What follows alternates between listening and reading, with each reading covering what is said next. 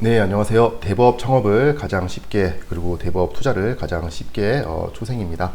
오늘은 그 대부업을 할 때, 대부업을 운영할 때 그 상품의 기준과 가이드를 정하는 방법이라는 제목으로 다소 좋은 정보를 말씀드려 보도록 하겠습니다. 네, 매경의 소식을 함께 전해드리겠습니다. 네. 매경 소식을 말씀드리는 것은 뒤에 내용을 보시면 이해하실 겁니다. 매경 이코노미 2023 9월 6일에서 9월 12일까지 2222호의 소식에서 제가 같이 말씀드릴 건데, 우리는 지금 투자를 하고 있습니다. 그 투자는 돈을 이용한, 현금을 이용한, 즉 대부업을 이용한 투자입니다. 그리고 대부업을 운영하고 있습니다.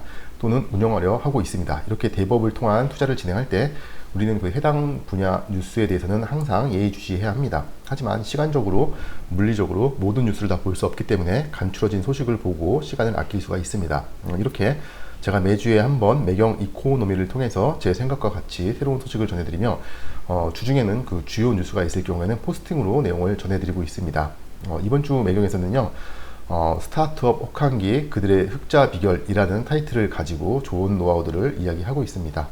네, 한번 보도록 하겠습니다. 네, 이렇게 그 흑자 전환에 성공한 그 스타트업의 사례를 몇 가지를 살펴보도록 하고요. 2017년 그 꼼푸차 사업을 했던 브루그루는 너무 빠른 시장 진입으로 적자를 보자 지난해 과감히 수제 맥주나 그 하이볼 등 젊은 층에서 인기 있는 주류 사업으로 아예 바뀐 거죠. 바꿔서 흑자 전환을 했다고 합니다.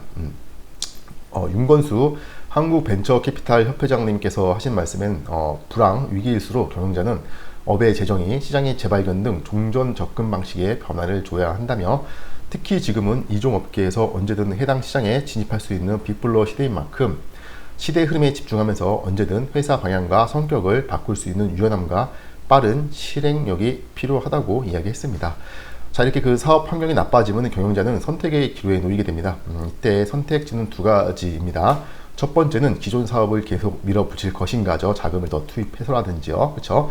아니면 지금까지 쌓은 역량과 그 데이터와 노하우 등을 바탕으로 사업 모델을 다르게 바꿀 것인지입니다.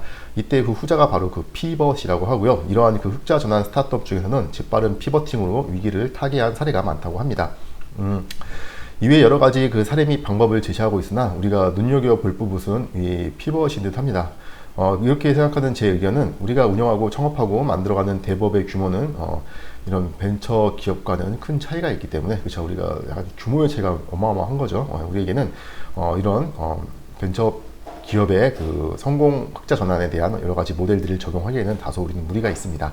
우리는 이제 우리가 구상한 상품을 시장의 흐름과 분위기에 따라서 발빠르게 바꿔 나갈 필요가 있습니다. 피벗처럼 전혀 다른 사업 모델을 만들기보다는 우리가 운영 중인 상품의 탄력적인 변경, 즉 언제 어디서나 가능하도록, 변경이 언제 어디서나 가능하도록 해서 큰 금융시장에서 큰 기업들 속에서 틈새 시장을 노려야 하겠습니다. 그리고 중요한 점은 내가 구상한 상품과 그리고 내가 운영하고자 하는 상품의 기준을 확실하게 정하고 그걸 매뉴얼해서 그 매뉴얼 속에서 상품을 개정해 나가며 운영해야 하겠습니다.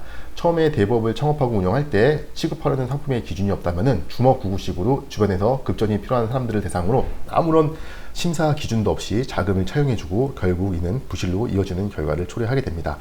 우리가 그 지인이나 친구에게 돈을 빌려주는 게 아닙니다. 우리는 돈을 이용한 사업이며 이건 돈을 이용한 투자인 겁니다. 그냥 누구나 돈을 빌려주는, 뭐 친구에게 돈을 빌려주고 받는 그런 내용이 아닌 겁니다.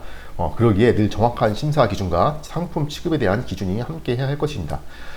자, 보시면 이러한 그 대부업 상품의 그 기준을 정하는 방법을 제가 이제 몇 가지 팁을 말씀을 드려보도록 하겠습니다.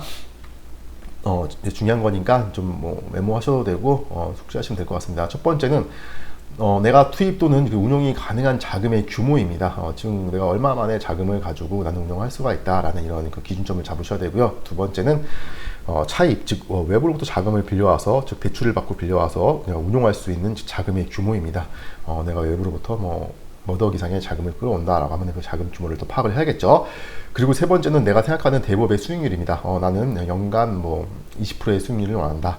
나는 안정적으로 상품을 운영해서 연간 15%의 수익률을 원한다. 이렇게 내가 원하는 수익률과 내가 운용이 가능한 자금의 그 규모를 정확하게 파악을 하셔가지고 이 세 가지를 기준으로 내가 운영할 상품의 그 기준점을 정하는 겁니다. 그리고 또 가이드를 정하는 그 기준 방법은요. 첫 번째는 내가 판매하고자 하는 상품의 종류입니다.